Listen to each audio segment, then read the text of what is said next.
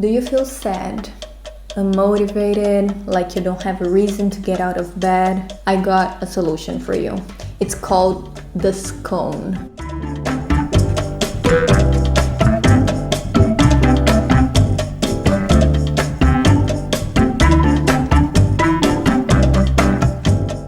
Oh my god, I cannot tell you how motivated I am to wake up at like 6:30 just to eat one of these. Do yourself a favor, make this recipe and you will thank me later.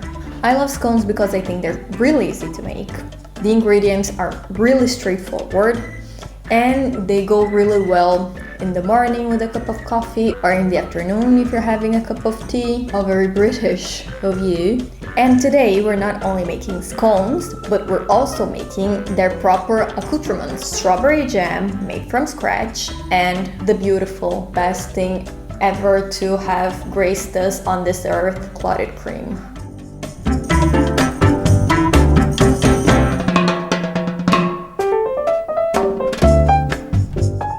Here's what you need. You need 125 grams of butter that's been cut in little cubes. It has to be very cold, so what I like to do when I know I'm going to make this recipe, I cut the butter before, put it in the freezer, and about 10 minutes prior to beginning the recipe, I take it out. So it's at the perfect consistency and at the perfect temperature when I'm going to use it. You're also going to need 400 grams of flour, basic, normal, regular flour, 50 grams of sugar, white sugar, a good pinch of salt, and 16 grams of baking powder. 16 grams of baking powder are more or less about 1 tablespoon.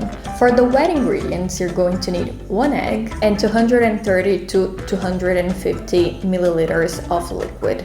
The liquid can be one of 3. Milk, whole milk please, we don't work with low fat here, cream, or the remaining liquid of the clotted cream that we're going to make in a little while. You'll understand what I mean. First things first, we're going to mix the butter with the dry ingredients. By dry ingredients, I mean the sugar, the flour, the baking powder, and the salt. Given that it is a little bit warmer here now and I have really warm hands, I prefer to incorporate the butter with the dry ingredients using a pastry cutter. It is basically a little half moon of blades that cuts into the butter and incorporates the flour without having to actually touch it. If you live in a colder climate or if you have really cold vampire hands, you can just rub the butter and the flour between your fingers until it gets to the consistency of what they call wet sand, something a little bit like this. It's important that you still have a few chunks of butter because that will really add to the flavor and also to the texture of your scones. Then you can open a little well in the middle and we're going to dump our liquids. So first thing, you just beat your egg. Then you're going to add the egg to your liquid, beat it as well, and you add it to the dry ingredients. Now, I like to pour almost all of my liquid, but not all of it. You'll see that I left about 20 milliliters behind, just because depending on the day, depending on the humidity, depending on what flour you bought, so how it will absorb liquids, and depending if your butter is too soft or not, you will need more or less liquid. The important thing is that your dough is cohesive, is actually incorporated, but not too sticky, because then it becomes hell to work with. So try to find a happy medium there. I like to mix my batter using a fork. Again, just to avoid too much contact between my warm hands and the dough. It also avoids over mixing it and making it tough. So just use a fork, start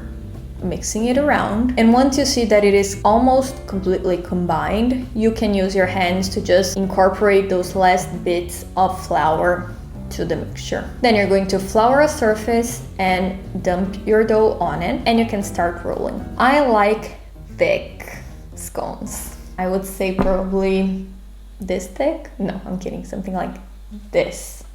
How much is this? Like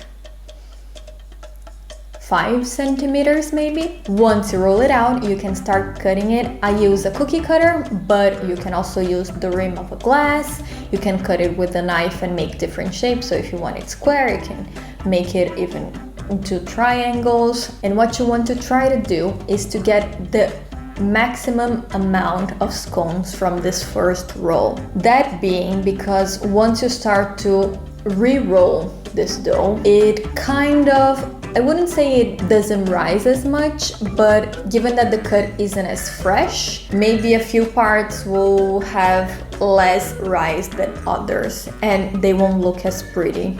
They will still taste amazing and bake really well, but try to get as much as you can out of those in the beginning. To make this part of your everyday routine, what I like to do, one, because it is very practical, but also gives me a really fresh scone every single day, is freezing the dough raw. So instead of baking them right after making them, which is not a problem, you can absolutely do it, I freeze them individually, put them in a Ziploc bag, and every morning when I want that little moment of joy, I just take one out of the freezer, put it in a 160-degree oven for about 20 to 25 minutes, which is the amount of time I usually take to get dressed. And when I'm ready to have my breakfast, I have this fresh out of the oven scone that didn't give me any extra work in terms of cooking, mixing, etc. It's one and done. One thing that I've also noticed is that frozen scones usually come out more flaky, they rise better, and they just have an overall better appearance. I don't know what happens. I guess it's the whole science of the butter creating air pockets from the steam of the fat with contact with heat. I don't know. Not a scientist here, as you can obviously see, but it does make a difference. So I would totally recommend freezing your scones. Even if you're going to make them all in one day, put them in the freezer before baking them. I feel like it makes a huge difference. And what is a scone without clotted cream, right? So here's me in a robe explaining you how to make it. So this is very, very simple, very, very easy. One ingredient. I have some beautiful cream here. It is 35% fat. I totally advise you to get the best cream you can have because this is the only ingredient you need. So it better be very, very good. It's important that it's not overly pasteurized or ultra pasteurized because when it's ultra pasteurized, it doesn't clot properly. Here, I also have a ramekin. The ramekin, you can see, is not very wide and is not very tall. This much cream fills about halfway of the ramekin. It's very important that you don't fill too much of your container because the cream will basically be a very thin layer. So the more you fill it up, the more liquid you're going to have at the bottom and the less cream you're going to have. Try and not exaggerate on the amount of cream you're putting in your container. If you prefer, use wider containers to make bigger quantities instead of higher, taller containers. So you open your cream, if you can. Jesus, what the you just pour it in and you take it to the oven for 70 degrees Celsius and it's going to stay there all night. No fuss, no weird things. You don't have to do anything special to it. The result is truly amazing. You cannot have a proper scone without clotted cream, so I really advise you to try it at least once.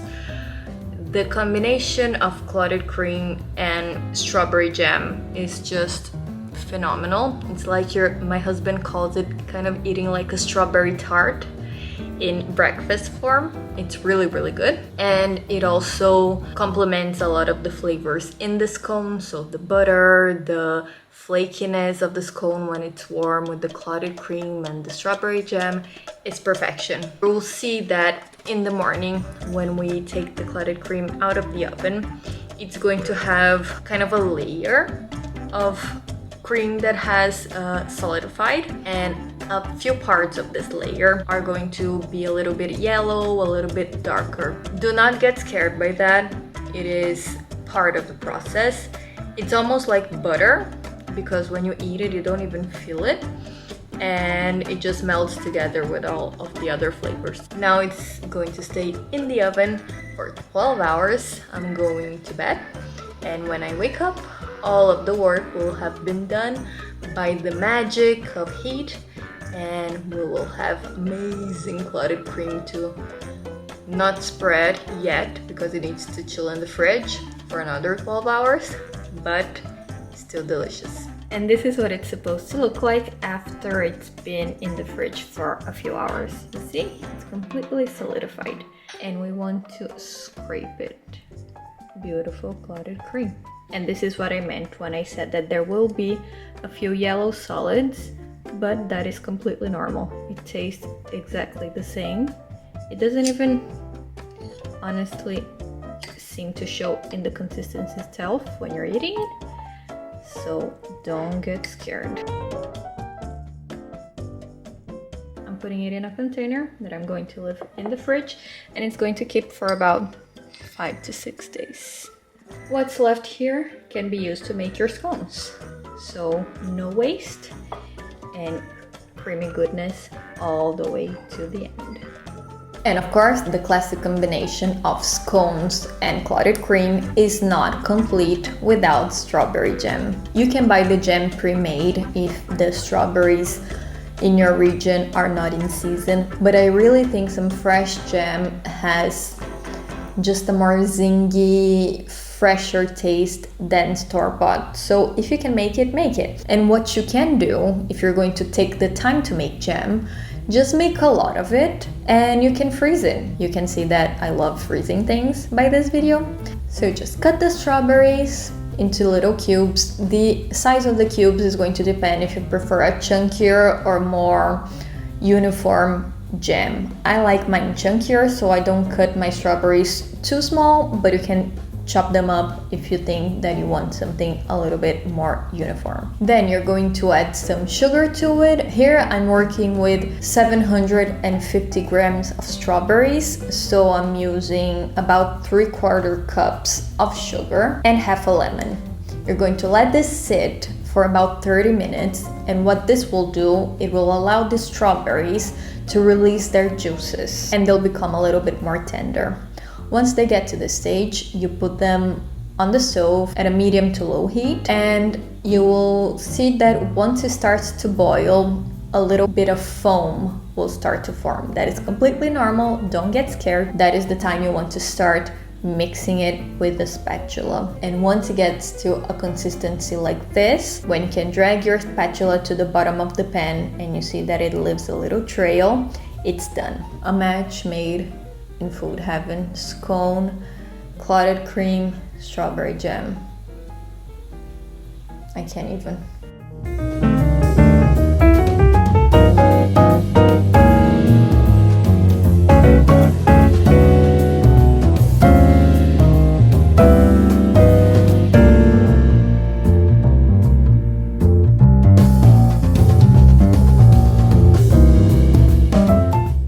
Yourself a little cup of tea or a little cup of coffee and enjoy the bliss that only this amount of fat can provide. You are welcome.